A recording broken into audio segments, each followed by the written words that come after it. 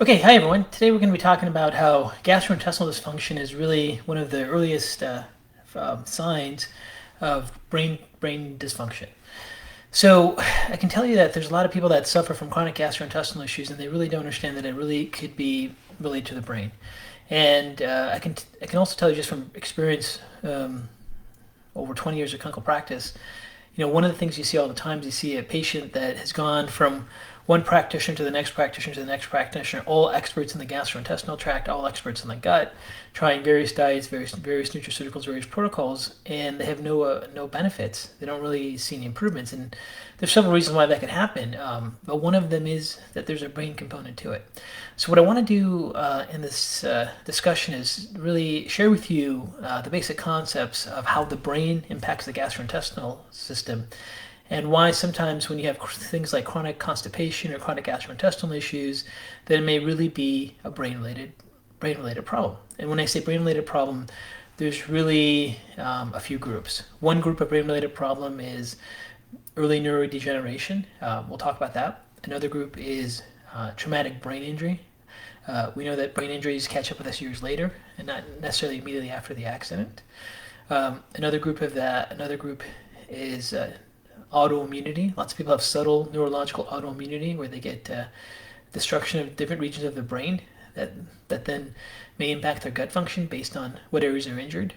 And then there's also neurodevelopment. So when you look at the classification of neurodegeneration diseases, especially Parkinson's disease and traumatic brain injury and subtle neurological autoimmunity in children with neurodevelopmental disorders, you actually have a pretty large group of people that have chronic gastrointestinal issues that no one can figure out because, again, it's not really a gut issue.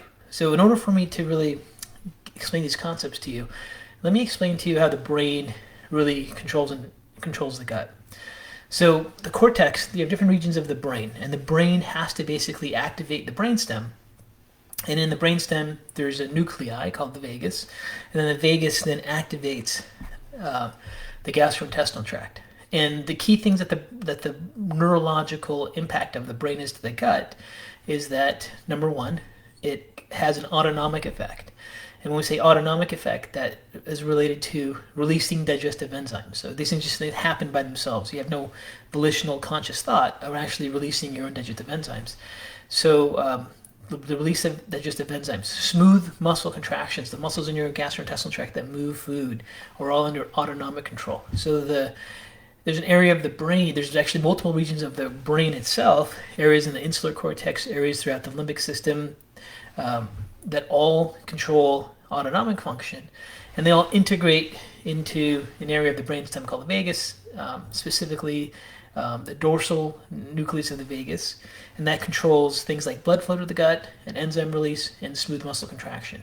So if any of these areas of the brain get injured that actually impact the vagus, you can have some serious issues with how your digestive system works. And this happens all the time with things like subtle neurological autoimmunity. This happens years later with a traumatic brain injury, like prime glial cells. Again, it can happen with neurodevelopmental disorders and so forth. So that can lead to autonomic functions. So one of the key things to understand about your gut function is your gut function doesn't just work on its own, that it has to get input from the brain to control these physiological functions. Now, another part of the brain called the motor strip is involved with activating, causing contraction of your input into your vagus as well. Sometimes everyone, like nowadays, the vagus become really popular. Everyone is now all these things about the vagus. They don't realize the vagus, first of all, the vagus rarely gets injured. The vagus rarely dysfunctions on its own. It's a deep lateral lower brainstem nuclei. Really what happens when you see vagal dysfunction is areas of the brain that are dysfunctioning. But, vagus is not popular, so everyone has all these things about the vagus. But the key thing to remember is the vagus is getting input from different regions. So there's an area of the brain called the motor strip that activates the autonomics, the muscles in what's called the nucleus ambiguous, which is another area of the brainstem of the vagus, which then causes smooth muscles to contract. And then you have the area where you have autonomic function. So you have the motor strip area of the brain that controls how your gut moves. You have areas throughout your brain that control your autonomic function that then fire into the vagus. Your gut actually has to have a normal circadian rhythm. And gastrointestinal cells have a normal circadian rhythm of when they're like your gut gets adapted to when you're asleep and when you're awake and when it's time for it to start to digest. And those circadian rhythm functions are not just for day-night cycles, but they're really for a normal pattern of your gut. There's areas of the brain called the hippocampus that really control that. There's areas of the brain with the pineal gland and a nucleus called the suprachiasmatic nucleus that control those circadian rhythms of the gut.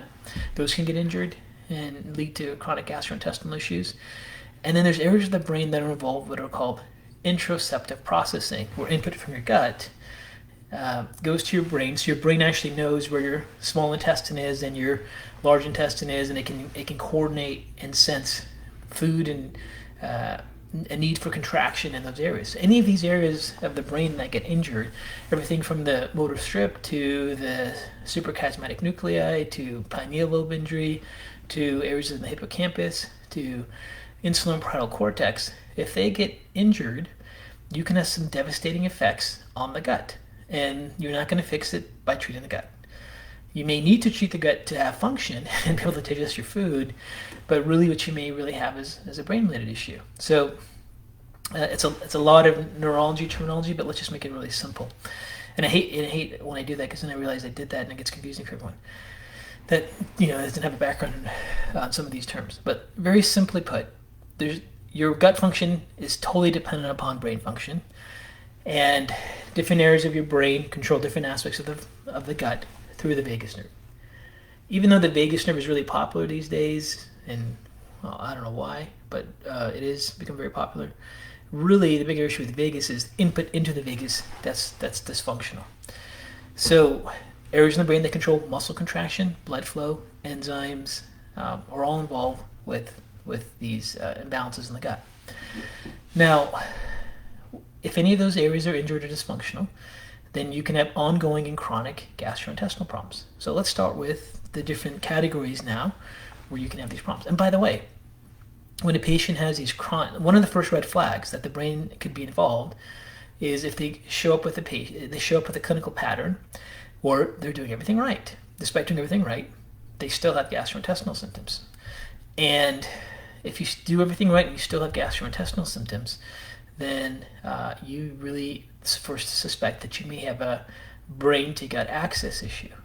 And by the way, the reason we're talking about a lot of gut topics recently is because we have a course that we just actually released today. It's called Gut Health, Solving the Puzzle. And in this program, I'm going to teach you a thought process of how to figure out what's going on with your gut, just like I'm doing with you now, but in more detail with flowcharts and and the luxury of time and diagrams that we can't do in live Facebook of how to figure out what's going on. So the biggest problem we have with people that have chronic gastrointestinal issues is they just try everything. They don't know what to do, and they're hoping for like a magic probiotic or a magic supplement or removal of certain food for everything to be fixed, and it's really not that simple.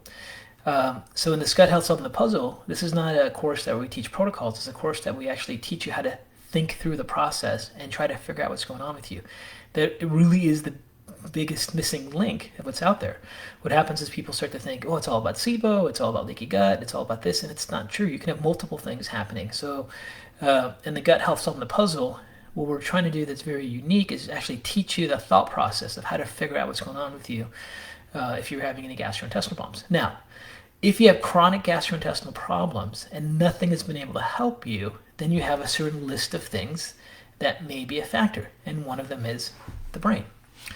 Now, people that have brain dysfunction leading to gut dysfunction, they're going to come in maybe sometimes with no signs of brain dysfunction or nothing that's very obvious. Sometimes there is some clear patterns. But usually with things like neurodegeneration, it happens very slowly over time, so people miss the connection. With things like traumatic brain injury that cause brain-gut dysfunctions, those are very hard to pick up for the patient because it doesn't happen right after the brain injury. Once the brain has an injury, there's an inflammatory response that takes place that then cascades to pools of neurons throughout the brain. And over a period of time, there seems to be dysfunction that develops. This is the model of chronic traumatic encephalopathy, where people get an injury to the brain. This was known as CTE, where the injury then continues to progress, and over 5 years later, they have some serious problems. This happens with, for example, football players and soldiers that have had blast injuries. Lots of research has been published on those recently. Or I should say the past 10 years. So that's not obvious to them. Kids that have neurodevelopmental disorders, parents don't understand why their kids have sensitivity to gluten and can't digest food and always have gastrointestinal problems. Well, because the brain's not developing in these areas, so they can't process their food. And then there's a lot of people that have subtle neurological autoimmunity, especially those that have things like celiac disease or Hashimoto's. They don't know it, but if they were to get the blood measured, many of them have neurological antibodies, like myelin basic protein antibodies, and even on some MRI findings of white matter hyperintensity, which are lesions in the brain from this subtle autoimmune response. So most people that have a brain-to-gut axis issue don't really see the connection because it's not that obvious to them. Okay, so that's the first thing you need to really understand about this connection. Now, when you look at these mechanisms and these connections, let's start with first of all, the fact that they don't know that they have a brain-related issue, and then secondly, what kind of gut problems are they going to have? Because when the brain-gut axis is involved, it could be all types of things. One of the most common ones is chronic constipation. Like they just cannot have regular bowel movements. So and the reason why you would have different symptoms is which regions of the brain are injured or involved, whether from injury or from autoimmune neurodemyelination or from lack of development or whatever the case may be. But one of the most common symptoms is chronic constipation. So chronic constipation is an issue that really will be a red flag that there's something going on with the brain, because the brain actually controls activity of smooth muscles and contraction. So some people have to have laxatives every single day. Some people have to use stool softeners every single day to have a bowel movement. That's a red flag. Some people have to do enemas to have a bowel movement, or they don't have a bowel movement. They have to do, for sure. So those are all red flags for potential brain-gut axis disorder. Now, other things could be involved too, but we're going to stick to today's topic, brain-gut dysfunction. Now, another common one is people end up with small intestinal bacterial overgrowth. Small intestinal bacterial overgrowth is lack of coordination closing the small and large intestine valves, so bacteria moves from the large intestine to the small intestine. Chronic SIBO can be a gut-brain issue, where everything they eat, protein, starch, and carbs, cause distension and bloating. People that have brain-related disorders, sometimes they can't tolerate eating. As soon as they eat, they get dizzy or they pass out. They have poor blood flow, autonomics. So another major red flag for brain-gut disorders is what we call dysautonomia, where the autonomic system dysfunctions. And this is related to, for example, people that have dysautonomia. They may notice their heart rate is racing all the time. They may notice that they get anxiety that comes and goes. They may notice, other people notice their pupils are dilated weird at different times of the day. They may just start to sweat for no reason. And these are just dysfunction of the autonomic nervous system. These are very common after traumatic brain injuries. And these are very common after neurological autoimmune destruction against the brain that sometimes takes place that's subtle. But dysautonomias have a pattern where it's not just constipation issues. They just, like when they eat, especially if they eat a large meal, they can't process it. They can't control how blood flow coordinates to your gut and away from brain and other tissues. So normally when you eat, your autonomic nervous system has to coordinate how much blood to send to your gut so you can digest the food. It's part of the normal process, right? And if the brain's autonomic center is not functioning well, it has a really hard time controlling the redistribution of blood to the gut. And you can get all types of weird symptoms. So people will say, I don't like to eat because when I eat, I get vertigo. I don't like to eat because when I eat, I can't think, I can't focus and concentrate for 3 or 4 hours. It doesn't matter what I eat. It's not a food sensitivity. It's an autonomic dysfunction, right? So those things happen. So those are another red flag that it may be a brain-gut axis disorder.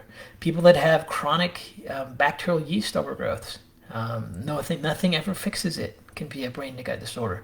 Because if there is an intestinal motility, then you really can't move food products. You really have the tendency for yeast to have developed an overgrowth syndrome and bacteria to have an overgrowth syndrome to take place.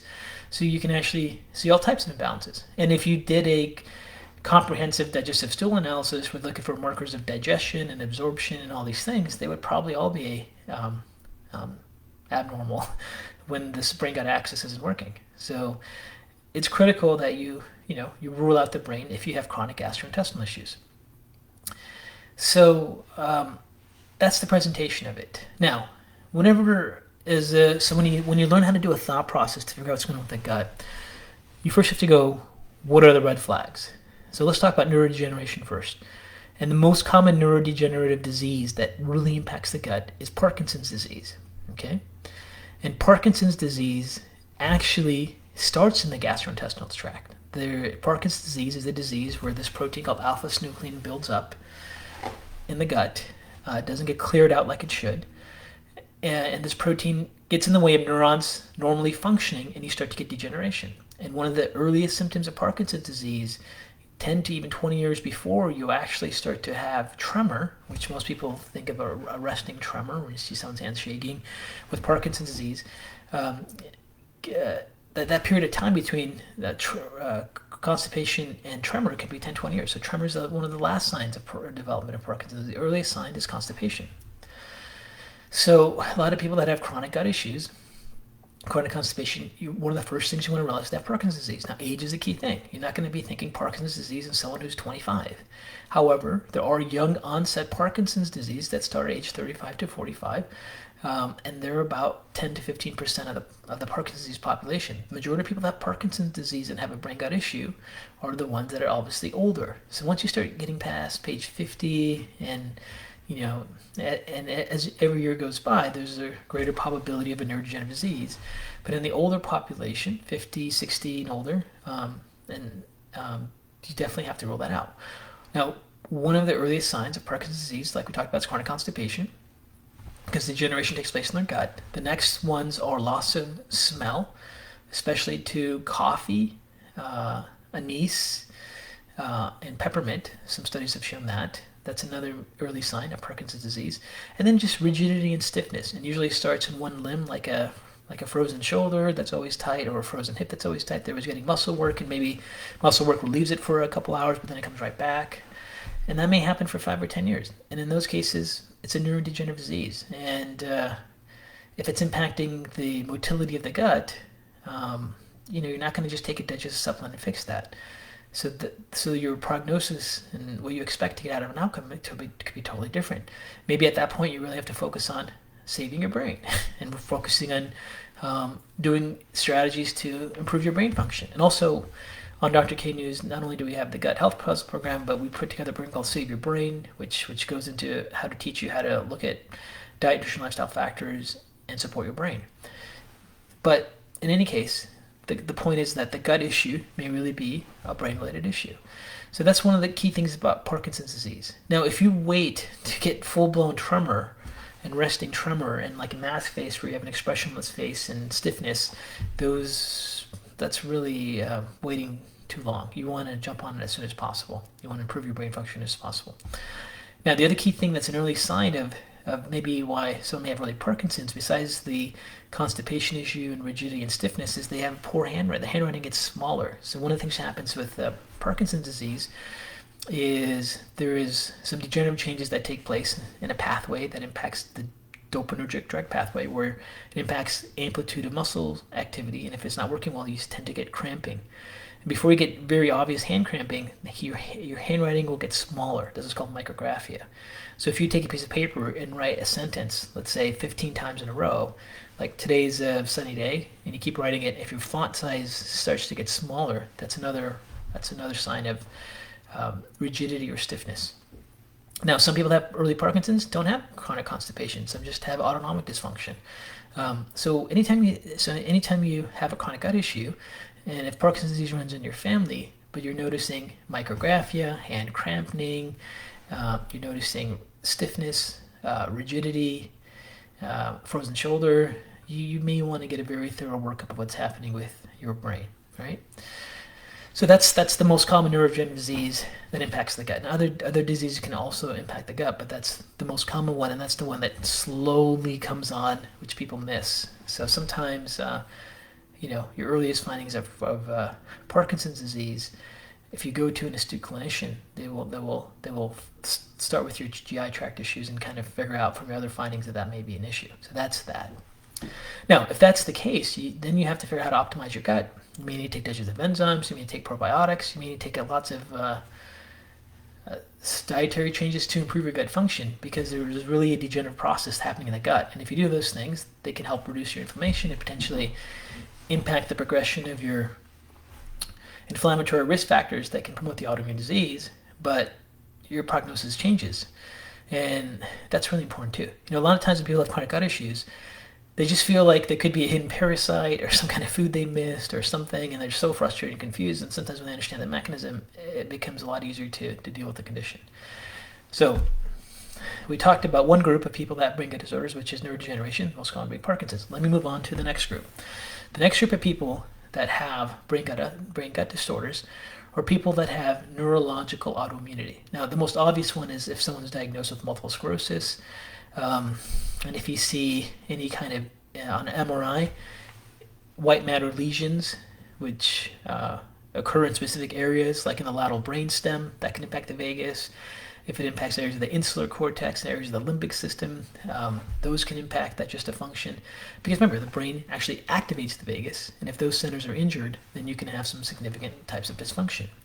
Now, if you've been diagnosed with multiple sclerosis, then diagnosis can be maybe easier to find, but there's a lot of people that have subtle neurological autoimmunity. They don't have significant deficit where all of a sudden they can't walk, or all of a sudden they don't feel part of their face, or something that's very obvious. They have subtle neurological autoimmunities where some of these areas of the brain get injured, and those patterns can be found with blood testing for antibodies. And the conditions you would consider a risk factor for those is if you have an obvious celiac disease history. Lots of celiac disease patients develop neurological autoimmunity, and it's right up there with it is Hashimoto's. A lot of Hashimoto's patients have neurological autoimmunity as well. And when I say neurological autoimmunity, I mean they have antibodies, immune systems not only attacking their gut for celiac or their thyroid for Hashimoto's, it's really also attacking their brain. And they attack the white matter sheath that goes around nerves called myelin. And those people have myelin antibodies, myelin basic protein, mycoglycoprotein. And some of those patients, if they progress far enough, an MRI can even actually show these what are called white matter hyperintensities all throughout it. Now, what's interesting is a lot of people are now showing up with these white matter hyperintensities throughout the brain. So a lot of radiologists are just calling it a normal variant. It's not a normal variant. And lots of papers have been published in the scientific literature saying don't call these white matter hyperintensities normal variants, even though it's happening more and more in the population. It's not normal. It's a change in the signal of the MRI, which means the tissue has been changed, that the tissue is injured. But that's its own controversy in medicine right now. But the fact is that a lot of people do have these subtle white matter injuries. So if you have chronic gastrointestinal issues and nothing's been able to fix it, and you have a history of celiac disease and you have a history of Hashimoto's or lupus or any other type of autoimmune disease, you may want to ask your doctor to start running antibodies for your brain and see if any of those show up. That would or even do an MRI and see if there's any issues with your brain to gut axis issue. So that's the second group of people that have these brain gut axis issues that typically get ignored. And a third group is the patient population where we have traumatic brain injuries. And by the way, neurological autoimmunity doesn't matter what age you are. You can have neurological autoimmunity as a child. You can have it as an adult. So that's different than neurodegeneration. Neurodegeneration, you're definitely thinking about an older population. But neurological autoimmunity, it could be any age group. But the key thing that would make you think that could be an issue is if you already have an underlying autoimmune disease. Now, third group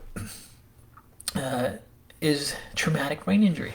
And with traumatic brain injury, you can definitely injure areas of the brain that then input into the vagus. And the interesting thing about traumatic brain injuries are that about 40 to 60% of people that get traumatic brain injuries, studies have found, they have some type of dysautonomia, meaning they lose their autonomic function, and that impacts their gut. But it doesn't necessarily happen overnight. So one of the major breakthroughs of understanding brain injuries is that once you get a brain injury, there's cells in the brain called glial cells. They get activated and they change the structure and they become what are called primed glial cells. And they continue the inflammatory cascade years and years after the injury. And that inflammatory cascade is like a forest fire. It just keeps spreading throughout the brain. And over time, more neurons get injured over time because of this inflammatory cascade that starts to take place. And when people have chronic traumatic encephalopathy, if they have injuries to the brain that control either autonomics or control of smooth muscles into their the areas that activate the vagus, they can have chronic gut issues. And one of the key things is usually a timeline. They were playing a sporting event and severely had a brain injury and were knocked out for a minute. Anytime you get knocked out, you're going to have significant injury to the brain, to neurons. Anytime there's loss of consciousness. They could have been in a car accident that had a severe brain injury. And they may have not noticed the symptoms till 5 years, 6 years, 7 years later. So those types of patterns really require an understanding of how to dampen brain inflammation and neuroinflammation. And that's, beyond the context that we have time for, but it's basically a brain-related issue. Now, the key thing with those types of patterns is that inflammation will first shut down the brain and the gut gets shut down with it. So that's the key thing. When the brain gets injured and these prime glial cells get activated, anything inflammatory can then turn on these glial cells. So it could be, let's say, the injured areas of the frontal cortex, which is involved with executive function, and those areas of the frontal cortex were injured, but it also impacted the motor strip, so they can't get enough input to the vagus, to those areas of the motor strip. And now they have something that triggers an inflammatory response for them. Maybe it was a chemical response, maybe it was benzene from car exhaust, maybe it was the food protein they eat, maybe they're sensitive to milk protein, they eat milk protein. Those inflammatory responses happen also in the brain. The inflammatory immune mechanism releases what are called cytokines, cell proteins. They've been shown to turn on these microglial cells in the brain, and you get brain inflammation activation. So now they notice that they can't focus, they can't concentrate, they have to shut down and take a nap, they can't do anything cognitively. At the same time, for the next couple weeks, their gut function is totally abnormal. Those are clues to you that there could be these primed, activated glial cells from a traumatic brain injury. And again, you're not going to fix those by just fixing the gut or taking a probiotic or taking a supplement. You may have to take those things to improve your health because since your brain-gut axis isn't working, you need enzymes to help you digest. You may need to be very careful with your fiber intake. If your brain-gut axis isn't working, you may end up getting severely constipated if you eat too much fiber. That takes place all the time. So that's the third group. So we talked about neurodegeneration, we talked about neurological autoimmunity, we talked about traumatic brain injury, and let's talk about the fourth group. And then we can start taking questions. Thanks for bearing with me. I know I just kind of ramble and talk. But let's talk about the fourth group. So this is neurodevelopment. This is an entirely different group. And this is obviously involved with kids. So when you're looking at normal brain development, there's two types of tissues in the brain, white matter and gray matter. And gray matter is where your neurons are, and that fully develops by age 6, 7, 8. And you have white matter, which is the pathways to each of these neurons. And this white matter fully develops around age 18, 19, 20, 21, but in your late teens, early adulthood. So, once we're born, our brain is constantly developing all the way through our, early adulthood. And our brain is still connecting and wiring itself.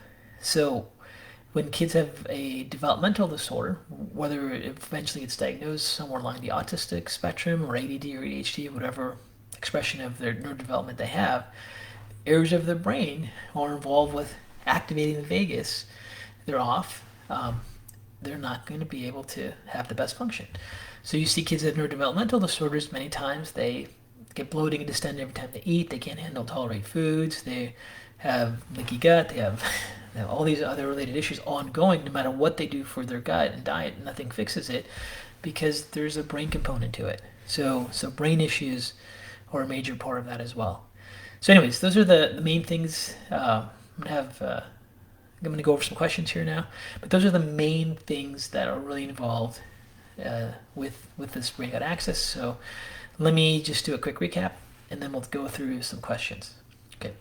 So the first thing So as a quick recap, the key thing is that if you have a chronic gastrointestinal problem and you just don't know what's going on, you've got to go through the diagnosis part of it. The biggest mistake people make is they keep searching for the perfect diet or they keep searching for the perfect supplement and they don't understand why. And when you don't understand why, you have very little effect. I mean, I think I've seen countless patients walk in my office with literally dozens and dozens and dozens of supplements they just out of desperation tried to improve their gut function, but they don't understand the mechanism. And that's why that's also why we developed the Gut Health Solving the Puzzle program, so we can teach you how to go through that. Go through that thought process. Now, if you have any indications of early Parkinson's disease, rigidity, stiffness, chronic frozen shoulder, tremor, that could be enough. That could be a major reason why you have some dysfunction in your gut, because you have some neurodegenerative processes that impact the gut-brain axis and the brain-gut axis. If you have any history of autoimmunity, there's a possibility you may have some neurological autoimmune responses injuring areas of the brain that control the gut. If you've had a traumatic brain injury in your timeline, where things start to go downhill a few years after that, that could be a factor why you may have chronic gut issues. You may have to really work on improving your brain health. And then lastly, if there's a neurodevelopmental disorder, there's got to be some really active efforts to support brain function. So my lovely wife, Dr. Reyes, is here. She's going to help me. Hi. Hi. Any questions? Yeah, we do. How's it going? Good. Good. Okay. A lot of questions. Okay. So Sarah's asking, she's wondering if mast cell misbehaving in the hippocampus can create an autoimmune-like issue with the vagus nerve. Okay. Wow. First of all, you shouldn't have mast cells in your brain, in your hippocampus. That could only happen if you have serious breakdown of your blood-brain barrier infection in the brain. So, first of all, and if that's happening, you're in really, I mean, that's you're in the hospital.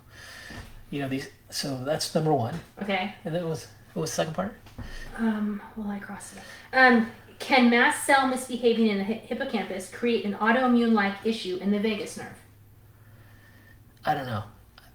It just seems really far-fetched. It's like, to me, I hear it sounds like someone throwing in a bunch of terms. I'm not saying it's you. Maybe you've been told this or someone. But like, oh, mast cell and hippocampus in vagus. Oh, that sounds really sophisticated. It's not really how this works. First of all, the hippocampus doesn't have any significant. Hippocampus is not really directly involved with the pathways that connect to the vagus. They're more involved with circadian rhythm functions. I mean, with all areas of the brain, there's some interconnectivity, but it's not a major one. I just think I don't know if that connection can exist. Okay. Yeah, let's go there. New question, right? New question. Okay. I'm sorry, I missed a lot of your talk. Okay. So I don't know what. No problem. So if I ask questions, sure. you went over. Sorry about that. Okay. So Andrea, hi, is asking, is ringing in the ear a sign of brain inflammation / damage? So ringing in the ear is basically tinnitus or tinnitus, however you want to pronounce it. So anyways, all that means is you have neurons close to threshold in your auditory pathway. So your auditory pathway is your auditory nerve. Your auditory nerve fires to areas of your brainstem. And there's pathways from your areas of your brainstem into areas of your auditory cortex temporal lobe. And anything that causes those neurons to fire closer to the threshold can cause ringing in the ear. So it's not really specific for anything. You could have, for example, you could have injured the receptors in your hearing pathway from loud music when you were young, and as you've gotten older, they're starting to spontaneously fire on their own. It's one of the aspects of cells when they generate, they spontaneously fire on their own, and it's called epileptiform activity. Or you could have any kind of injury along that pathway or neurodegeneration along that pathway. And have ringing in the ear. Most common cause of ringing in the ear is just injury to the actual hearing receptors that start to show up as you get older. But it's not specific for any one thing. All you know is those neurons are close to the threshold. Now, inflammation or injury to anywhere along those centers, including the receptors, may be part of it. Ototoxicity is another one. Some people have severe adverse reactions to antibiotics and have some hearing loss and injury after that. You can look up those, just OTO toxicity, and Google that, see if any medications are there. But most times it's really hard to identify the cause and source of that. Okay, Jamie's asking, what kind of antibodies attack the brain, and what test measures this? Yes, and antibodies. So there's lots of different antibodies for the brain. I'll give you a long list of them, but the general one is going to be something called myelin basic protein. Okay, MBP. If you're going to do one single test, myelin basic protein. Now, there's myelin oligodendrocytic protein. There's synapsin. There's tubulin, alpha tubulin, beta tubulin. You can check enzymes in the brain like GAT65. There's lots of different antibodies that can be checked, and sometimes they only express in one or the other. But if you're going to look at two most important one to check, it would be myelin basic protein antibody and myelin oligodendrocytic glycoprotein. They're known as MBP and MOG antibodies. Okay. Okay. So someone is asking about, you talked about losing consciousness, right? Yeah. Okay, so I think you've confused some people. Some people are saying, did you mean like anesthesia from surgery losing No, consciousness? no. Or like... Yeah, my reference is if you have injury to your brain that then caused you to lose consciousness. So you have injury to your brain to the degree where it makes you lose consciousness. That means your injury was so significant it deactivated an area called the reticular activating system. You need to have a lot of significant injury to do that. And that degree of injury is going to most likely turn on immune cells in the brain called glial cells to be primed. And then you can have ongoing inflammation susceptibility to your brain once those cells are primed. So it was only in reference to traumatic brain injury causing loss of consciousness, not sedation or other types of things. Okay, good. Okay, Rebecca's asking, is your treatment for dysautonomia vagal toning exercises? And if yes, what else? No, it's not vagal toning exercises. It's finding out what areas of the brain are injured to then activate the vagus. So I got to be honest with you, if I have a real life clinical case patient with dysautonomia, I know I'm going to spend 4 to 6 hours doing an exam because I got to find out what areas of the brain are involved. Then I know how to specifically activate them, and then I'm going to have to figure out at what level and what intensity I can activate those without them fatiguing and breaking down. This is a functional neurology model, and it's individualized based on the person's injury. So that's the best answer I can give you. I don't have a general thing to share. Because it's so specialized. It's so individualized, yeah. Right. Okay. Now, by the way, that's for rehabilitation. However, Right. I just want to add a thing. If you can improve your environment of your brain with healthy nutrition and reducing your brain inflammation and healthy essential fatty acids, those things can help your brain to recovery. And then it's just a simple concept. If you have a brain injury, you don't know what to do, whatever you can't do is probably what you need to do. But at burst, you can handle. So if you can't handle moving your chair back and forth because you get dizzy, then you need to move your chair back and forth slowly at a rate that doesn't cause you dizziness to start to rebuild that center. And then that's your rehab. If you can't balance after a brain injury, then you need to do balance exercises, but at a rate that doesn't cause you to get totally exhausted. So maybe you just close your eyes for 3 seconds and then you take a break and then you repeat that throughout the day. And if you do too much, your brain will get really tired and you fatigue. So even if you don't have access to someone to do a really thorough neurological exam on you and figure out what areas your brain you need to rehabilitate, just make a list of all the things you have a hard time doing. And then try to do those things at a less intense way and see if over time if you can do more of them. And if you are, you're starting to rebuild your brain. So that's something anyone can implement into their life. Okay. So Sean is asking, what would be brain-centric antibodies that one should test if they have a history of celiac disease and suspected brain-related issues? Is there anything like... Well, if you have celiac disease, you can still test the proteins we talked about, myelin basic protein and myeloglycoprotein, MOG and MBP. Those are the fundamentals. But if you have celiac disease, there's another enzyme you definitely have to check, and it's called transglutaminase 6.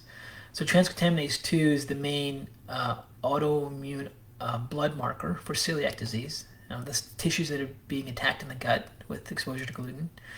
But transglutaminase 6 is a mechanism in which gluten really causes neurological destruction. And actually, most people that have gluten sensitivity have brain destruction rather than gut destruction. It just happened that the gastroenterologist found celiac disease first and labeled it and named it.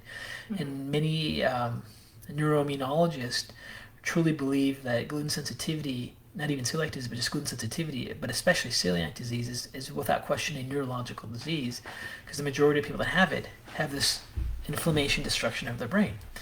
The lab marker for that is transglutaminase 6, not to be confused with transglutaminase 2. If you look at a lab report and it just says transglutaminase, it's transglutaminase 2. You always want to make sure it's transglutaminase 6. All your conventional labs in medicine run it. And that's the test too. If you have that, then you absolutely are concerned for some neurological autoimmunity, and then you may want to get a brain MRI.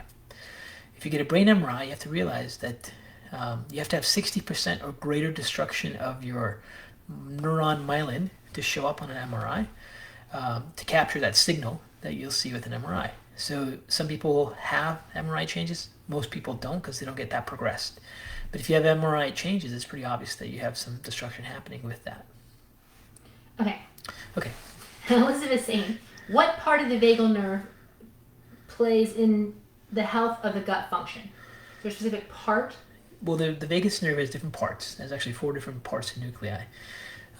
2 of them get input from your gut, like the trigeminal nucleus and intraceptive processing into your gut. But the ones that we're really concerned about from the brain to gut connection is a pathway, is a part of the vagus nerve called the nucleus ambiguus that controls your smooth muscles of your gut, like your palate. In the gut health puzzle program, we talk about doing vagal exercises to activate that, like gargling is one of them. So when you gargle, you activate specifically an area of the vagus called the nucleus ambiguus that fires those muscles in the back of your throat when you're gargling, but also activates your gastrointestinal motility.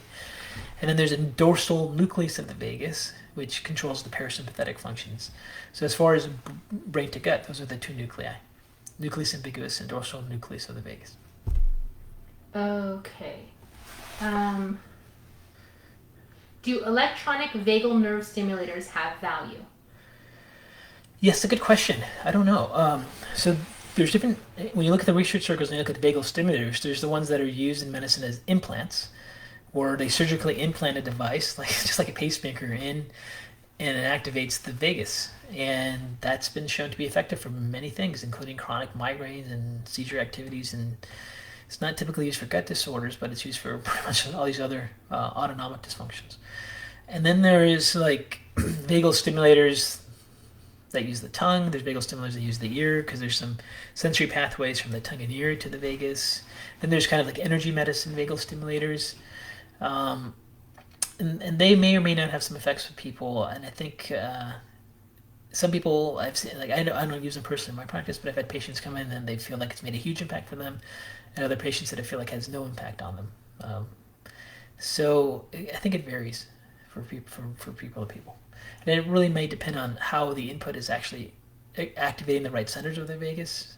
So, for example, using a earlobe stimulator to the vagus or a tongue activation pathway, those are coming in through different projections, and that may be coming in from the brain pathways, right? Yes. Okay, so Suzanne is asking, can celiac lead to MS, or can it be connected? Yeah, many people that have celiac disease end up with another autoimmune disease, and MS is one of the most common ones. So if you have celiac disease that's been confirmed, you definitely have increased risk for all autoimmune diseases, and MS is one of the most common ones. So it's always something you want to look for. Now, the key thing with celiac disease is you're 100% gluten-free. Like if you're not 100% gluten-free, there's some studies that showed over a period of time, it's almost certain that you will get another autoimmune disease. So the key thing with celiac disease is that it's a genetic variation of what I call HLA-DQ subtypes, genetic subtypes, where T cells become super active. And when these T cells are the immune cells that destroy your own tissue or pathogens or bacteria or viruses. The key feature of celiac disease is that gluten triggers these T cells, and these T cells are so aggressive and so active that it can lead to severe destruction. And over a period of time, when people get autoimmune disease, they lose something called tolerance. And when they lose their tolerance, they get some significant reactions. And when their T cells are dysfunctioning and they lost tolerance, it's very likely they'll get another autoimmune disease, and MS is definitely on the list. Okay. However, you could have, by the way, you could have transglutaminase 6 antibodies with celiac and not have MS, but still have demyelination of the brain. And it technically wouldn't be considered MS. Can you say transglutaminase 6 again, slowly? Transglutaminase 6. Number 6. Yeah, number 6. Okay, there you go. Yeah, -6. Yeah, okay. So Mary's asking, and this is a circadian rhythm type question, so Okay. you may do a talk on it later, I'm not sure. Okay. Can you expand on the circadian rhythm of the gut? Is there something we should do to support this? If we keep odd, irregular sleep hours, does this Yes. negatively affect our gut? Yes. And would this intermittent fasting disrupt it? Disrupt this? I don't understand that last part, but Okay. the first part. Can you There's expand on it? Yeah, so there's an entire field of study, research teams, departments where all they study is circadian rhythms. Yeah. And we typically think of the circadian rhythm as just like the day-night cycle, which is absolutely part of it. Right. But cells throughout the body have been found to have their own circadian rhythms of how their metabolic processes work. And they overlap between our day-night cycles to some degree, but they also have their own functions. So if areas in the brain that are injured that are involved with these circadian rhythm areas, the pineal gland is very important, the hippocampus is very important, they can really disrupt our cellular mechanisms as well. And ultimately, if you have the normal routine every day where you eat kind of meals of the same part of the day, that's the best thing you can do to establish your circadian rhythm. Worst thing you can do is abnormal sleep cycles, abnormal meal times. And one of the best things you can do, which you mentioned, is intermittent fasting. Intermittent fasting doesn't disrupt it, it actually helps it. If you get used to a feeding window of a certain period of time, like you do a intermittent fasting where you fast for 18 hours and eat for 6, that can tremendously dampen inflammation, improve your gut function, and really help with reestablishing rhythms. In the program we just put together, God Health Solving the Puzzle, which is now available, today's I think the launch where it's totally available now for people that were on the wait list. We actually have a section where I talk about how intermittent fasting is so critical for gastrointestinal recovery, and it is definitely a key factor in circadian rhythms of the gut in a beneficial way. Okay. We're saying thank you for the pronunciations. Sorry. No, they're happy. Happy. Thank Okay. you. Okay. Okay. Okay. Carol's asking, is hyperstimulation of the vagus possible? If so, how would that manifest? You could have hyperstimulation of the vagus, which means you get, by the way, hyperstimulation of the vagus is a hiccup. If you have hiccups, you're having hyperstimulation of the vagus. So increased gag reflexes, nausea, where you feel like you're going to gag, those are all hyperstimulation of the vagus. They can happen from inputs from the gut going into the vagus. They can happen from inputs from the brain going into the vagus. So both ways. Some people get hyperstimulation of the vagus if they have certain memories. Some people get hyperstimulation of the vagus if they eat something that really irritates their gut, and they get those increased inputs to the vagus nerve. So you can definitely have hyperstimulation of the vagus, and some people have that. And I'll give you a case. I had a case where a patient had hyperactivation of the vagus. She was having 20 to 25 bowel movements a day. She was getting dehydrated from excess bowel movements. The minute I had to open her mouth to just check her palate, which is part of cranial nerve 10, vagus nerve, she started just to have spastic activity in her vagus. Her gag reflex was severely exaggerated. Or after I did a tongue blade thing, she wanted to punch me in the face because she was hyperactive for a while after that. But then really the mechanism with her is she had microvascular disease. On her MRI, we found she had multiple little tiny strokes all over her brain. And those tiny strokes impacted her vagus. And when you get injury, neurons can't regulate themselves very well, and they tend to spontaneously fire. So you can't get it. Okay, I'm going to combine a bunch of questions. Okay, combining a bunch of questions. Here we go. Okay, so the first one is actually, can you please talk about who could benefit from the new program being launched? People are a little bit confused as to... From the gut program? From the gut program being launched, yeah. Like who can benefit from it? And not just that, but like what does it do? Like what is it... Okay. Do you know what I'm saying? Sure. So we have a gut health solving the puzzle program. Yeah. And it's really designed to teach you how to look at certain symptoms and try to figure out if your gastrointestinal system is functioning. When it comes to the gastrointestinal system, it's not about what supplements you take necessarily. It's about figuring out the priorities of your gut. Now, in reality, everyone could benefit from it because you learn how your gut can dysfunction and you learn how to optimize and improve your gut. So even if you don't have very obvious gut dysfunction symptoms, you learn all the principles and concepts and ways you can support your gut. You can support your microbiome. You can support your intestinal barrier. You can try to support things like leaky gut if you get exposed to inflammatory foods. You can support digestive enzyme pathways. You can support your gallbladder. So it teaches those principles and concepts. If you're dealing with gastrointestinal issues, just need some help in figuring out what to do, then the course is really designed for you very much for that reason. So it takes you through the process of the analysis of the thought process so you can develop a personalized approach. See, what the problem is that everything that's taught out there is a generalized approach. Here's the magic gut program. Here's your probiotics. You take this bundle of stuff forever or forever 6 weeks, and then you reset your gut and you go off all these foods and it's magic. That's very limited. What you have to do is not do that. You got to figure out how do you not do a generalizable program to everyone. How do you develop an individualized program? And this is why going to a practitioner makes the difference, because a practitioner, a good one, isn't going to give you a generalizable protocol, which actually, unfortunately, many people do. Is they kind of do analysis and figure out what specific things may apply. Some people have to follow a FODMAP diet. Some people have to follow a gastric ulcer because their gut's irritated protocol. Some people have to follow a leaky gut protocol. There's a lot of different approaches there. So it's there to try to teach you instead of just following the next trendy thing and the next trendy supplement, and to develop your knowledge program. So that's what the Gut Health Puzzle program is about. And we've developed some of these programs before at Karazian, Dr. K News. We call it the Karazian Research Center.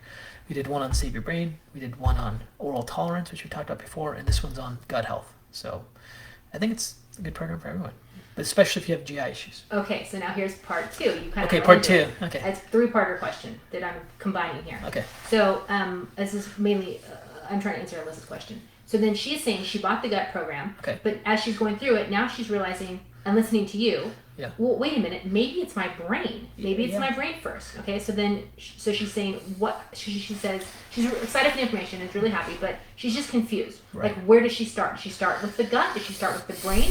Do you do both? Like, it's kind of a right. That's a common question. Right. So what you're feeling is honestly what practitioners feel. Yeah. Because you don't always know. Right. The more you understand, have a better consciousness with how things can go wrong, the more likely you're going to figure out how to help yourself. Yeah. And to be quite honest, there's just sometimes trial and error. In a real clinical scenario, working with chronic patients, sometimes you could have 5 possible things happening, and then you try an intervention to see how they respond and not respond to certain things. If they try something, and it dramatically changes their function, that was something that needs more attention. Versus you try something that has no effect, then you kind of move on. So there is some trial and error in a real clinical scenario. There is no magic program, and even working with really highly skilled practitioners, they're going to have to do some trial and error to figure out what's going on. Mm-hmm. So you have to start with knowing the concepts and information, and then kind of processing it to yourself, and then you might have to do trial and error to really see what's going on. Now, even if you do have a brain-related issue causing your gut issues, you still have to optimize your gut. Because of the brain-related issue, your gut's not going to function well. So maybe because of your brain-related issue, you have to take enzymes to have proper digestion. And if you don't digest foods as well.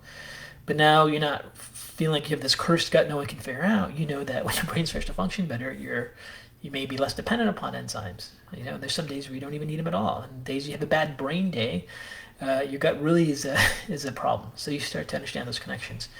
But that's the most important thing, is to realize, there is some trial and error. There is working through the process of it as well. Right. Yeah, it's very true. Okay, so that you kind of answered the third part of that question. So good. Thank you. So people are saying, so when you're doing, so which one would you recommend first? Sorry, you didn't get that part. Which course would I recommend first, the brain or the gut? Yeah. I don't know. You have to kind of decide for yourself. Maybe you have more symptoms in. Well, here's the thing: if you have a brain-related issue, you're still gonna have to treat the gut. Right. And then, because it goes the other way too, people take the brain course and goes, I think part of my brain issues may be my gut, because we talk about those relationships, and then they go, well, what do I do for my gut? If you have a brain-gut issue, like not everyone has a brain-gut issue. If you have a brain-gut issue, you probably have to learn both parts of the puzzle and see what you respond to best, right? Some people just have a gut issue. Some people just have a brain issue. But if it's a brain-gut axis issue, you're going to probably need to do both. If you start with one, I would probably say, I don't know. But start with the gut. Because you're going to have to make sure, like, gut is such an essential part of reducing inflammation, improving your health, and all those things. Just realize it may not be the only thing, especially if you have some of these mechanisms we talked about in this talk. Okay. Yeah. So, if you are gluten-free, Yes. but then you accidentally got exposed to gluten, Yeah. is there anything to do to stop that cascade? Like, how can you lessen it? Not like, oh, if I take these, then I can have gluten, but like... Right. We talked about that in that gut program. Yeah. So if you get exposed to gluten, there are some enzymes that have been shown to break down gluten quickly. And the key thing is you guys remember, your immune system reacts to a whole protein. And what you normally do when you digest proteins is you break them down into amino acids. Like it was whole protein, then gets broken down to individual amino acids. Eventual peptides, which are branches of the protein. And then from peptides to individual tiny little amino acids. The immune response can't take place when it gets broken down to amino acids. It can only bind to peptides and proteins. So the sooner you can break down that protein and digest it, the less immune reactive it becomes. So taking digestive enzymes are very important. DPP4 proteases are enzymes specifically shown to break down gluten. There's other branches of those enzymes too, but that's a very common one. So you can take those if you get exposure to gluten to help, break down the gluten particle as soon as you can so it doesn't keep triggering the immune response. And then there's lots of botanicals that have been studied in the celiac disease that get activated through specific immune pathways like interleukin 17, interleukin 12, interleukin 13. And things like aloe vera extract can help calm that inflammation. Luteolin is a flavonoid, so there's flavonoids. But the most, I would say aloe vera is very effective as an extract. Okay. Emily's asking, can people always recover from food intolerances? What happens when you have so many intolerances that you can't tolerate the supplements for things like gut dysbiosis? Well, there are people that get significant food intolerances, and one after the next, after the next, after the next. And that is really something referred to as losing oral tolerance. It's an actual area of study in the field of immunology. It's not weird. It's very well known. And when people lose their oral tolerance, they'll continue to react to foods and more likely start to react to chemicals and then have an autoimmune disease at some point. So, or if they already have it. So those are all related to concepts of tolerance. There are some diet, nutrition, lifestyle strategies you can do to try to improve your tolerance. We created a whole program for that called the 3D Immune Tolerance Program. And it goes into those concepts. What degree of effect you have is varied. Some people can go through that program and implement those strategies and have some nice effects. Some people, they're so progressed and they've lost so much tolerance that it's not going to have much of an effect with them. So it varies from person to person. And ultimately, you have to kind of just improve your health as a general concept to improve your immune tolerance. But that's the other thing too, is like when you start to not feel well, like you got to jump on top of it. If you keep waiting, you can't have this immune response really wind up, and it becomes really, really hard to untangle. Okay. When you say the gluten enzyme again, Mardell loves your talks, but your fastness? I'm sorry. It's hard. DPP4 protease. That's fastness. That's funny. Okay. Mira is asking, are there different protocols for children, or can this gut puzzle work for children? Well, yes, they can work with children with the except can they swallow a supplement? Right. We had a hard time with our daughters being able to swallow supplements. Boy. We had to find powders and things to do, and whenever we needed to use supplements or liquids. But all the food and nutritional recommendations apply for someone who's eating regular food. Like if they're eating out of a formula, breastfeeding, that applies. If they're able to chew on their own and swallow and digest food, all the same principles we talk in the gut health program apply to them as well. They just have to, maybe take a smaller proportion of the supplements if they need to take a supplement for a mechanism than other people. Like a child may need to take one capsule digestive enzymes to help digest their food, where an adult may need to take 3 or 4 to really get the best effect. So, but then again, you never know. You have some kids end up taking 6 capsules before they can digest their food.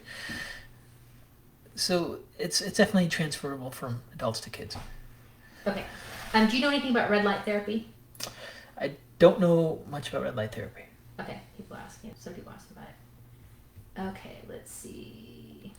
Okay, would you recommend then a powder digestive enzyme for people having Yeah. problems with swallowing pills? Yeah, by the way, if you have a problem swallowing pills Yeah.